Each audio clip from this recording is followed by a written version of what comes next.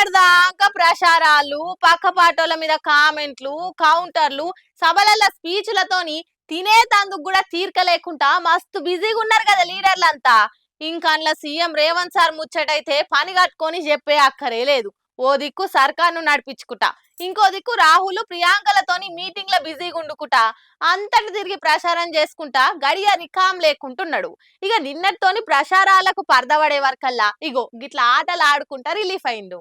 అది సార్ అట్లా చూసుకోరు అగో వరే వా ఏమన్నా ఆడుతున్నాడా సార్ ఫుట్బాల్? రోజు ప్రాక్టీస్ చేసినట్టే ఆడుతున్నాడు కదా. హైదరాబాద్ సెంట్రల్ యూనివర్సిటీలో పొద్దుగాల స్టూడెంట్లతో కలిసి ఇట్లా ఆడిండు సారు.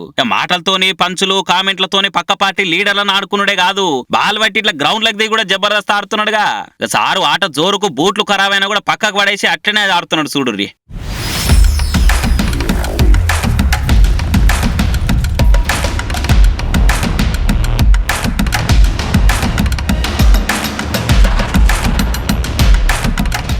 సీఎం సార్తో ఆడుతున్నాం ఏ అనుకుంటా స్టూడెంట్లు కూడా డబుల్ జోస్తో ఆడుతున్నారు. ఇక అయినా ఉత్తప్పుడే సీఎం సార్ మస్తు బిజీగా ఉంటాడు.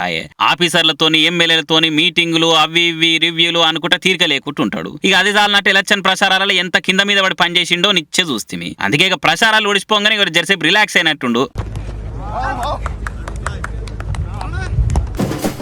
ఎవరన్నారు జనాలల్లా చైతన్యం లేదని? ఎవరన్నారు ఎలక్షన్లంటే ఎవరు పట్టించుకోకుండా అయ్యిర్రని? ఎవరన్నారు నాయకుల్ని నిలదీసిపై చేయరని?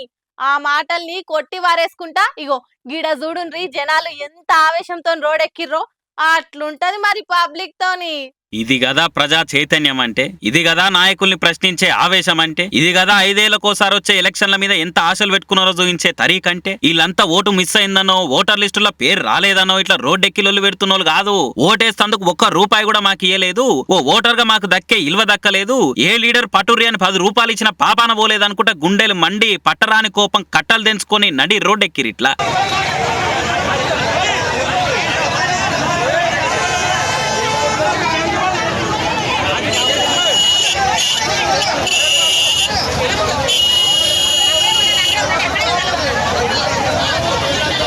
ఈ సీన్ గానొచ్చింది మళ్ళా ఏన్నో కాదు, ఏపీ పబ్లిక్ అంతా ఎవరు గెలుస్తారా అని ఎదురు చూస్తున్న పిఠాపురంలా. ఓ దిక్కు జనసేన పార్టీ అధ్యక్షుడు పవన్ కళ్యాణ్ నిలబడే, ఇంకో దిక్కు వైసీపీకి వంగ గీత నిలబడే. పిఠాపురంలో పీకేని గెలిపిర్రి అభివృద్ధిని ఉరికిర్రి అనుకుంటా రామ్ చరణ్ కడమ మెగా హీరోలు కూడా వచ్చి ప్రచారం చేస్తారు. ఇంకో దిక్కు మా అక్క వంగ గీతను గెలిపిర్రి డిప్యూటీ సీఎం చేస్తా అని జగన్ మాటిచ్చే. బ్రహ్మాండమైన మెజారిటీతో మా అక్కను నా తల్లిని గెలిపించండి, మీ అందరికీ మీ బిడ్డ మాటిస్తా ఉన్నాడు, నా అక్కను డిప్యూటీ సీఎం గా చేసి ఈ పిఠాపురానికి పంపిస్తానని చెప్తా ఉన్నా.